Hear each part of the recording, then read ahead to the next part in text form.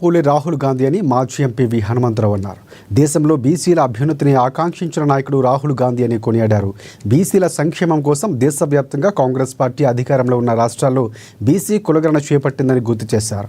దేశవ్యాప్తంగా బీసీ రిజర్వేషన్ల కోసం రాహుల్ గాంధీ కృషి చేశారంటూ ఆయన చిత్రపటానికి విహెచ్ ఆధ్వర్యంలో పాలాభిషేకం చేశారు.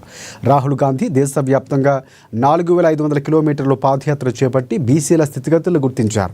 రాహుల్ గాంధీ చిత్రపటానికి 21 బిందులతో పాలాభిషేకం చేసినట్లు విహెచ్ తెలిపారు. ఈ కార్యక్రమంలో మాజీ కార్పొరేటర్లు పులి జగన్, రాంబాబు తదితరులు పాల్గొన్నారు.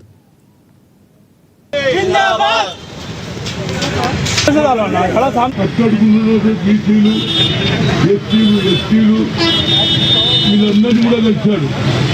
కానీ మొన్న కాల్కటాలో స్టేడియంలో ఏమన్నా తెలుసా, నేను ఇన్ని రోజులు ఎస్సీల గురించి ఆలోచన చేసినా కానీ నేను బీసీలు ఇంకా కింది స్థాయిలో వారికి చాలా అన్యాయం జరుగుతుంది అని ఆలోచన చేసి ఏమన్నాడు, we come to the power, we conduct caste wise census అన్నాడు.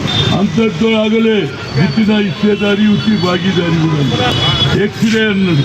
మొన్న కాల్కటాలో స్టేడియం అయిన స్పీచ్ ఇచ్చిన తర్వాత యావత్ భారతదేశంలో ప్రతి పౌరుడు, ప్రతి స్త్రీ ఇవాళ 18th సెంచరీలో మహాత్మా జ్యోతిరావు పూలే చదువుకుంటే భవిష్యత్తు అని చెప్పి భార్య అయినటువంటి సావిత్రి పూలేతో కూడా చదువు నేర్పించుంటూ స్కూల్ పెట్టిండు.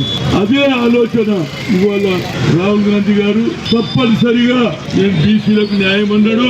ఎప్పుడైతే భారత్ జోడో యాత్రలో ఏదైతే అన్నాడో దానికి అనుగుణంగా రేవంత్ రెడ్డి, అదేవిధంగా పొన్నం ప్రభాకర్, మహేష్ కుమార్ గౌడ్ అందరం కలిసి అసెంబ్లీలో బిల్లు పెట్టాడు.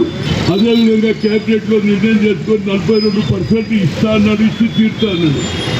దానికి ఇవాళ ప్రతి పార్టీ వాడు జరగదు,